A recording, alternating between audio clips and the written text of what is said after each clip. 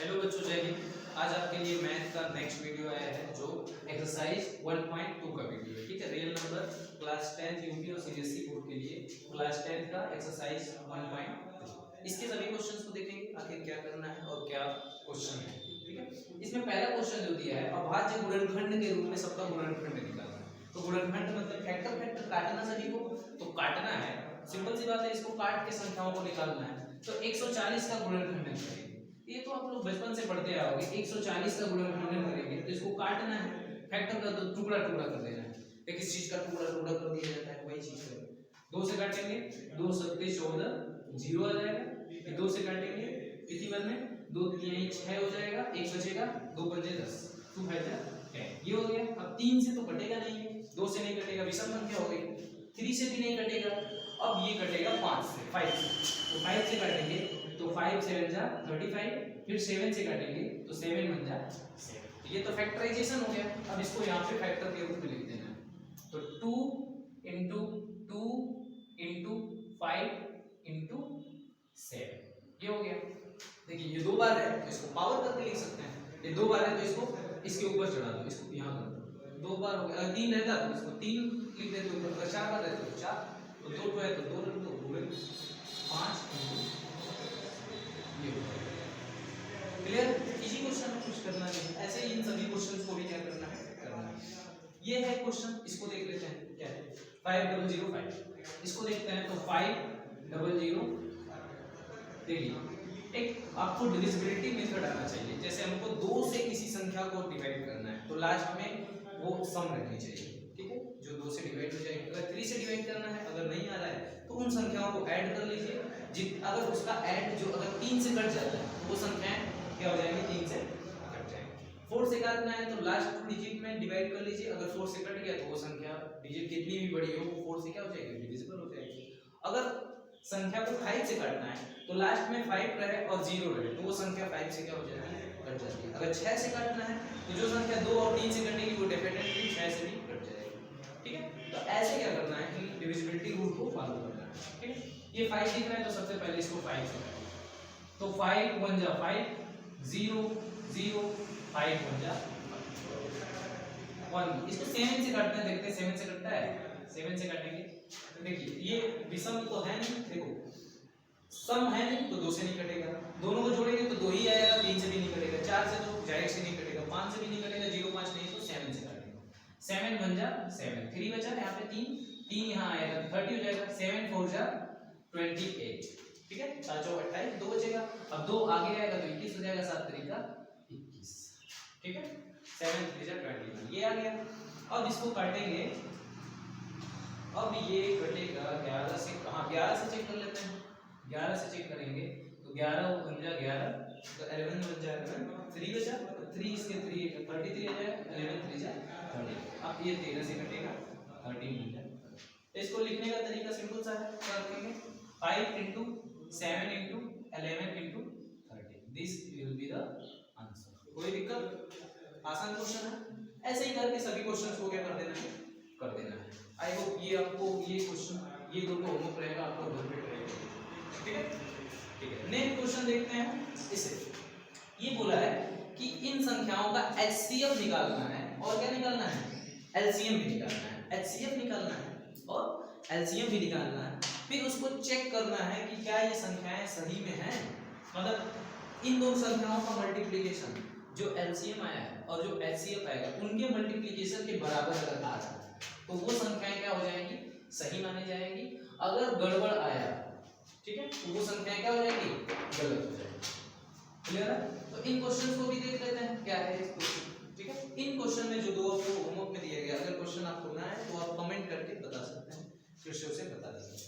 ये 26 है, 26 और 91। तो हम अपना एकदम पुराना तरीका अपनाएंगे, गुणनखंड विधि से बोला है, अभाज्य गुणनखंड, तो हम यही अपनाएंगे। 2 से काटेंगे इसको तो 2 से काटेंगे तो 13 बार में कटेगा, 13 दूना 26 होता है। 13 से काटेंगे तो 1 बार में कटेगा। ठीक है, ये हो गया फैक्टराइजेशन। इसको काटेंगे, 2 से तो कटेगा नहीं, 3 से भी नहीं कटेगा, 4 से भी नहीं कटेगा, 5 से भी नहीं कटेगा, 6 से भी नहीं कटेगा, ये 7 से कटेगा। 7 से देखते हैं 7 बन जा 7, 2 बचा, 7 3 जा 31, 21। फिर 13 से कटेंगे, 13 बन जा ये हो गया। अब इसका फैक्टराइज अगर लिखना है तो 26 को लिखेंगे ऐसे 2 इंटू 30। इसका लिखना है 91 का तो इसको लिखेंगे 7 इंटू 30। हमको एचसीएफ निकालना है तो एचसीएफ इज इक्वल टू जो कॉमन होता है वही होता है तो 13 हो गया हमारा एचसीएफ। एलसीएम निकालना है तो एलसीएम हो जाएगा हमारा 13 तो एक बार लिखा जाएगा मल्टीप्लाई 2 लिखा जाएगा मल्टीप्लाई 7 ये हो जाएगा। अब इसको मल्टीप्लाई करेंगे तो हमारा आ जाएगा 7 दूना 14 हो जाएगा 13 इंटू 14 2 हो जाएगा 4 18 182 आ जाएगा। ये कितना आ गया 182। तो हमारा ये आ गया एलसीएम 182 और एचसीएफ आ गया 30। तो अगर हम अब चेक करते हैं इनको क्रॉस चेक करेंगे कि ये सही हुआ है कि नहीं। तो हमारा जो फार्मूला होता है वो होता है कि दो संख्याएं मान लेते हैं, पहली संख्या a है और दूसरी संख्या b है। तो इन a और b का जो एलसीएम होता है एलसीएम इस a और b के HCF के मल्टीप्लिकेशन के बराबर होता है। Any doubt? ठीक है, जो इनका HCF होगा और LCM दोनों को मल्टीप्लाई करेंगे, दोनों संख्याओं को मल्टीप्लाई करेंगे, दोनों में क्या हो जाता है बराबर आ जाता है। ठीक है, इसके बाद चेक करेंगे a क्या है, पहली संख्या 26 है मल्टीप्लाई, दूसरी संख्या क्या है 91 बराबर, पहली संख्या का LCM कितना है 182 है मल्टीप्लाई, दूसरी संख्या का HCF कितना है 30।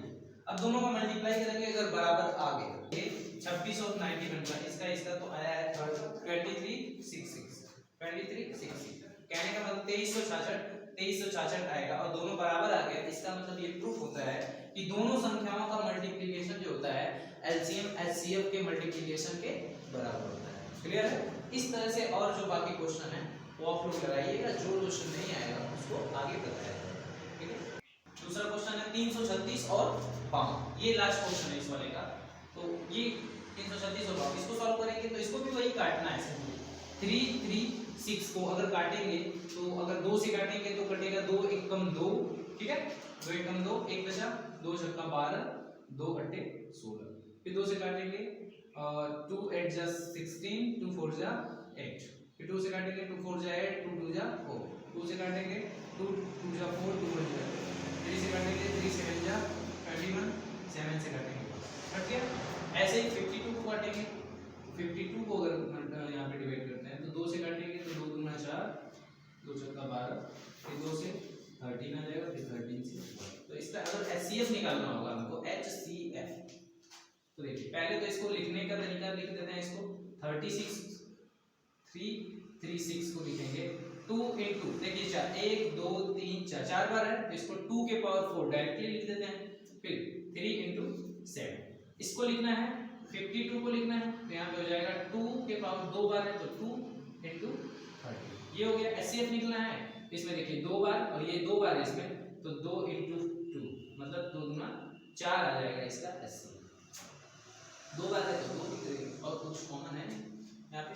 ठीक है, और यहाँ पे एलसीएम निकालना है तो एलसीएम के लिए यहाँ पे क्या करेंगे, देखिए 2 4 बार तो है, देखिए 2 बार ये है और 2 बार इसमें तो 4 बार लिख देंगे डायरेक्ट बड़ा वाला संख्या, फिर लिखेंगे 3 लिखेंगे, फिर 7 लिखेंगे, फिर 13 लिखेंगे। अब इन सभी का मल्टीप्लाई करेंगे तो 2 दूना 4 दूना 8 दूना 16, ये तो 16 हो गया, 3 सत्ते 17 3 सत्ते 21 हो गया और ये हो गया 13, ये हो गया। अब इसका मल्टीप्लाई करेंगे तो हमारा आ जाएगा, मल्टीप्लाई इसको करते हैं तो डायरेक्टली हमारा आ जाएगा यहाँ पे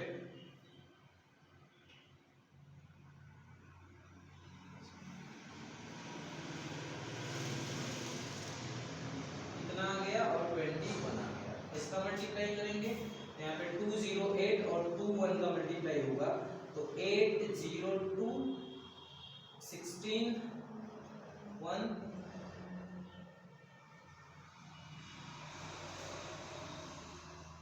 आ जाएगा हमारा 4368, ये आ जाएगा LCM। तो HCF हो रहा है, LCM इतना है, दोनों का मल्टीप्लाई करेंगे तो LCM multiply HCF is equal to A into B। तो LCM का मान कितना है 4 3 6 8 मल्टीप्लाई एचसीएफ का मान कितना है 4। पहली संख्या कितनी है 3 3 6 इनटू दूसरी संख्या कितनी है 52। और दोनों का जब मल्टीप्लाई करेंगे तो यहाँ पे मल्टीप्लाई करने पे आ जाएगा 17,472 और दोनों संख्याओं का मल्टीप्लाई करेंगे तो 17,472, मतलब दोनों सही आया, इसका मतलब ये क्या है सही है। इस तरह से हम इन क्वेश्चंस को क्या करेंगे कर लेंगे। क्वेश्चन है यहाँ पे 12 15 21, इसका भी अभाज्य गुणनखंड से एलसीएम और एचसीएफ निकालना है। तो सेम वही प्रोसेस काट पीट करके उसे गुणनखंड करके लिख देना है, ठीक है कर लेते हैं। यहाँ पे 12 को काटेंगे 2 से कटेगा 6 कट बार में, 2 से कटेगा 3 बार में, 3 से कटेगा 1, इसको काटेंगे 3 से कटेगा 5 बार में, 5 से काटेंगे 1 बार में, इसे काटेंगे 3 से 7 बार में और 7 से इतना कट गया। इनको अब रखेंगे तो फैक्टराइजेशन हमको करना है, हमको HCF चाहिए HCF। तो देखिए दोनों में सब में क्या कॉमन, देखो 3 कॉमन है, 3 कॉमन है और 3 सब में 3 कॉमन है, तो HCF को हमें 3 मिल गया, आंसर हो गया। आपको LCM निकालना होगा LCM। तो LCM के लिए देखिए क्या करेंगे, LCM के लिए 3 को पहले लिख देते हैं जो कॉमन है, अब जो बचा उसको लिखेंगे 2 × 2, तो लिखेंगे 2 × 2, फिर यहाँ पे क्या बचा है 5, फिर यहाँ पे क्या बचा है 7।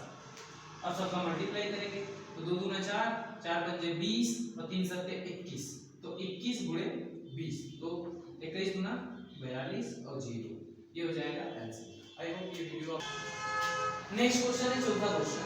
चौथा देखिए इंपॉर्टेंट क्वेश्चन है और ऐसा ही क्वेश्चन आप लोगों को सत्यापित करके अभी बताया कुछ देर पहले।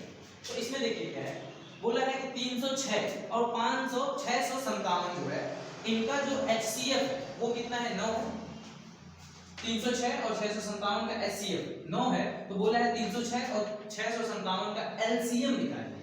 तो अभी क्वेश्चन क्या था, आप लोगों को क्या बोला गया था कि मान लेते हैं ये संख्या A है और ये संख्या B, तो दो संख्याओं का जो गुणनफल होता है वो दोनों संख्याओं के LCM मल्टीप्लाई HCF के क्या होता है बराबर होता है। क्लियर है। पहली संख्या कितनी है 306, दूसरी संख्या कितनी है 657। देखो LCM हमको निकालना है तो LCM ऐसे ही रहने देंगे और HCF दोनों का दिया है, इन दोनों का HCF कितना दिया है 9, तो 9 यहाँ कर देंगे। अब देखिए ये मल्टीप्लाई है, इधर आएगा तो क्या हो जाएगा डिवाइड, तो LCM बच जाएगा, तो LCM बराबर हो जाएगा 306 मल्टीप्लाई 657 डिवाइड 9।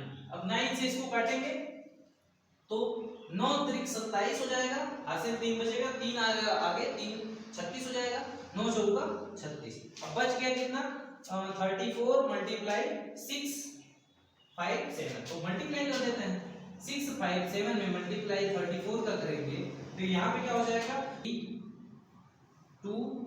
2, तो हमारा फाइनल आंसर आ जाएगा 22338। ठीक है, तो ये आंसर हो जाएगा। ऐसे ही हम सभी क्वेश्चंस को क्या करेंगे यहाँ पे देखेंगे। अगला क्वेश्चन देखिए इस टॉपिक का, जांच कीजिए कि क्या प्राकृत संख्या n के लिए 6n अंक 0 पर समाप्त हो सकता है। इस क्वेश्चन को समझने की कोशिश करिएगा, काफी अच्छा क्वेश्चन है। जांच कीजिए कि क्या प्राकृत संख्या में नॉर्मल देखा जाए तो 1 से लेकर 9 तक की संख्याएं होती है। प्राकृत संख्या में संख्या n के लिए जो n मान है अभाज्य गुणनखंड के लिए 6n 0 पर समाप्त हो सकता है। तो इसको देखते हैं। तो सबसे पहले प्राकृत संख्या लिखते हैं। प्राकृत संख्या जो होती है, प्राकृत संख्या ये 0 से लेकर मतलब 0 नहीं 1 से लेकर 9 के बीच में होती है। तो 1 2 3 4 5 6 7 8 और 9 ये हो गया। अगर ज्यादा ले लेंगे 10 भी ले सकते हैं तो वो 2 अंक की हो जाएगी, ज्यादा हो जाएगी, और 0 नहीं ले सकते हैं। तो एक प्राकृत संख्या में 1 से लेकर 9 तक के बीच 6n दे दिया है, इसका जो गुणनखंड होता है वो 0 पे समाप्त होता है क्या, तो 6 का जो गुणनखंड होगा वो क्या होता है 2 × 3 होता है। इसके पावर अगर n लाएंगे तो ये हो जाएगा 2 के पावर n मल्टीप्लाई 3 के पावर n। तो इस रूप का जो भी होता है वो तो गुणनखंड होता है, इस टाइप का होता है। अब देखिए इस टाइप का जो होगा तो 5 का तो गुणनखंड होगा नहीं, तो देखिए 5 का जब गुणनखंड नहीं होगा तो इसमें कोई ऐसी संख्या चेक करिए जो n का मान रखने पर वो 0 पर समाप्त हो। तो अगर 1 रखते हैं, 1 अगर रखेंगे देखिए तो 1 रखेंगे 6 × 6 0 पे समाप्त नहीं होगा। अगर 2 रखेंगे तो 2 रखते हैं तो 6 × 12 2 पे समाप्त होगा। 3 रखेंगे तो 6 × 3 18, 4 रखेंगे 6 × 4 24, लेकिन 5 एक ऐसी संख्या है, अगर 5 रखते हैं n बराबर अगर हम 5 रखें तो यहाँ पे क्या हो जाएगा 6 इंटू n की जगह 5 रखेंगे तो 6 पंजे 30, जीरो पे समाप्त हो गया कि नहीं। तो यही एक ऐसी संख्या है जो 6n के मान को कहां पे शून्य पे समाप्त कर देगी। क्लियर है। तो ये इस क्वेश्चन में क्या करना है कि 6n के जगह हमको n बराबर क्या रखना है 5, और 5 जब हम रखेंगे तो यहाँ पे कितना पे समाप्त हो जाएगा, 0 पे समाप्त हो जाएगा। क्लियर है। देखिए ये लास्ट वाला समझना है कि ये शून्य पे समाप्त है, शून्य पर समाप्त। तो 5 एक ऐसी संख्या है जो 6n को कहां पे समाप्त करेगा, 0 पे समाप्त करेगा। इस संख्या n के लिए 6n का मान ज्ञात कीजिए जो 0 पे समाप्त होता है, शून्य पे समाप्त होता है। तो देखिए n बराबर 5 ही एक ऐसा मान है जो कहां पे समाप्त होता है, 0 पे समाप्त होता है। तो 6 का 5 में गुणा करेंगे 6 5 30, 30 आया 0 पे समाप्त। बाकी कोई संख्या इनमें से अगर आप चेक करेंगे तो कोई भी संख्या शून्य पे समाप्त नहीं होती है। क्लियर है। तो इस तरह से ये क्वेश्चन 7 गुणे 13 गुणे 11 गुणे 13 प्लस 13 और 7 गुणे 6 गुणे 5 गुणे 4 गुणे 3 गुणे 1 प्लस 5 भाज्य क्यों, मतलब ये व्याख्या करना है कि ये संख्याएं भाज्य क्यों। तो भाज्य संख्या वे संख्या होती है जो क्या होता है, दो से अधिक जिनका मल्टीप्लिकेशन होता है, गुणनखंडन जिनका 2 से अधिक होगा तो क्या होती है संख्या भाज्य। तो इसको हम चेक कर लेते हैं इस तरह से। तो ये पहली संख्या जो है वो 7 इंटू 11 इंटू 13 प्लस 13 ये है, इसको भाज्य चेक करना है भाज्य में। तो इसमें से हम क्या करेंगे, 13 को क्या करेंगे कॉमन करेंगे, क्या करेंगे इनको कॉमन करेंगे तो 7 मल्टीप्लाई 11, 7 मल्टीप्लाई 11 ये तो कॉमन हो गया, तो यहाँ क्या बचेगा प्लस 1 और 13 क्या हो गया यहाँ पे कॉमन हो गया, 13 को बाहर निकाल दिया गया तो यहाँ तो 1 बचा, ये कॉमन हो गया प्लस 1, तो प्लस 1 हमने दे दिया। तो इसको मल्टीप्लाई करेंगे तो 11 7 77 और प्लस 1 78 हो जाएगा, और यहाँ मल्टीप्लाई 13 है ये, तो ये हो जाएगा 7 और 8 78 77 प्लस 1 78 मल्टीप्लाई 13। ठीक है। अब मल्टीप्लाई यहाँ पे 13 होगा तो अब देखिए 13 से 78 होता है तो यहाँ पे हो जाएगा 13 इंटू 6 इंटू 13, तो इसका 2 से अधिक मल्टीप्लिकेशन हो गया 13, इसके कितने हो गए 1 6 और 13, क्योंकि मल्टीप्लाई 1 भी कर सकते हैं तो 1 तो हर का सबका फैक्टर होता है, तो 1 इंटू 1 6 और 13 इसके 3 मल्टीप्लिकेशन फैक्टर हो गए, इस वजह से ये संख्या क्या है भाज्य संख्या। इसी तरह से इस दूसरे फैक्टर को देखते हैं, दूसरे वाले के साथ क्या होता है, यहाँ पे क्या है 7 multiply 6 multiply 5 multiply 4 multiply 3 multiply 1 plus 5। ठीक है।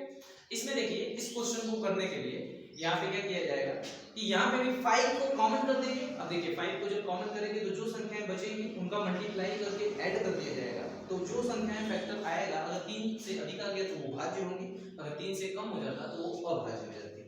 क्लियर है। तो 5 को अगर कॉमन करेंगे तो 5 को देखिए कॉमन करते हैं तो यहाँ बचेगा 7 मल्टीप्लाई 6 मल्टीप्लाई 4 मल्टीप्लाई 3 प्लस 1 ये हो जाएगा। Is that clear. 7 6 4 3 और यहाँ पे 5। ठीक है। इसको यहाँ पे मल्टीप्लाई करेंगे तो 5 हो जाएगा और यहाँ पे हो जाएगा 3 और 1 कितना आ जाएगा 4, 3 1 4 हो जाएगा, जैसे यहाँ पे हो गया। अच्छा इसका मल्टीप्लाई करके 1 जोड़ते हैं तो देखिए यहाँ पे हो जाएगा 4 के 1 12 और 7 6 42, तो ये हो गया 42 मल्टीप्लाई 4 के 1 12 ये हो गया, और यहाँ पे प्लस 1 है, इसको लिखेंगे तो 5 इंटू 5 0 5 ये हो गया। और 505 हो गया तो इसको अगर हम 5 से काटते हैं तो ये हो जाएगा 5 इंटू 5 5 से काटेंगे तो 5 1 5 और 5 5 हो जाएगा, और इसको भी लिखेंगे तो 1 इंटू 5 इंटू 1 0 1 3 फैक्टर हो गया, मतलब ये भी संख्या है भाज्य संख्या। Any doubt. ठीक है। ऐसे इन क्वेश्चंस को कर लेना है। ये क्वेश्चन था, इसको हमने क्या किया कि 13 कॉमन करके इसको मल्टीप्लाई करके 3 फैक्टर आ गया, इसमें हमने 5 को कॉमन करके इसको मल्टीप्लाई करके ऐड किया 3 फैक्टर आ गया, अब ये क्या हो जाएगा इस तरह से ये मल्टीप्लिकेशन हो जाएगा और इस तरह से ये क्लियर हो जाएगा, मतलब भाज्य संख्या। अगर 2 फैक्टर होता तो प्राइम नंबर हो जाता, और भाज्य संख्या ये 2 फैक्टर नहीं 3 फैक्टर है तो ये क्या हो जाएगा को प्राइम, मतलब ये भाज्य संख्या हो जाएगी। क्लियर है। इसके बाद लास्ट क्वेश्चन है, इसको देखते हैं फिर ये टॉपिक क्या हो जाएगा खत्म। ठीक है। लास्ट क्वेश्चन है, इसमें कोई एक मैदान है, उसमें 2 लोग क्या कर रहे हैं चक्कर लगा रहे हैं। 2 लोग चक्कर लगा रहे हैं तो एक जो चक्कर लगा रहा है तो उसको 18 मिनट लग रहा है, और जो दूसरा चक्कर लगा रहा है उसको 12 मिनट लग रहा है। इसको करो, इसको करो। चलो जो चक्कर लगा रहा है उसमें 12 मिनट लग रहा है और एक जो चक्कर लगा रहा है उसमें 18 मिनट लग रहा है।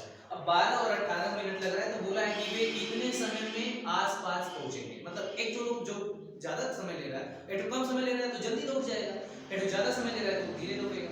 तो वृत्ताकार चक्कर लगाएंगे तो ये पूछा है। तो सिंपल है, दोनों का एलसीएम निकाल दीजिए, आंसर क्या हो जाएगा, एक्यूरेट आ जाएगा। 12 और 18 का मैं एग्जांपल लेके बहुत पहले ही एलसीएम और एचसीएफ बताया था, तो इसको अगर निकालना है तो 12 को अलग काटिए, 18 को अलग। एलसीएम निकाल दीजिए, 2 से 9 बार में कटेगा, 3 से 3 बार में, और 3 से 1 बार में कटेगा, और यहाँ पे 2 से कटेगा 6 बार में, 2 से कटेगा 3 बार में, 3 से कटेगा। इसमें देखिए कॉमन क्या क्या है, कॉमन जो संख्या है 2 और 3 है उसको एक बार लिखेंगे, बाकी जो संख्या है वो क्या है, जो कॉमन है उनको भी लिखकर उनका मल्टीप्लाई करके कर देंगे। ठीक, यहाँ देखिए 2 कॉमन है तो 2 को लिखेंगे, 3 कॉमन है तो 3 को लिखेंगे, बचा यहाँ 2 को लिख देंगे, बचे यहाँ 3 को लिख देंगे। तो 2 3 6 2 12 3 36, तो 36 मिनट उन लोगों को लगे। तो इस तरह से ये चैप्टर आप लोगों का क्या हो गया क्लियर। एक्सरसाइज 1.2 भी क्या हो गया, इस तरह से सब क्वेश्चंस दिए हुए हैं एनसीईआरटी के। ठीक है, आप लोग इसको अच्छे से पढ़िए, रिवीजन करिए, जो क्वेश्चन नहीं है उसको कमेंट वगैरह करिए और बढ़िया से देखते रहिए, ध्यान रखिए। ठीक है, जय हिंद। अब मिलेंगे नेक्स्ट वीडियो में, जय।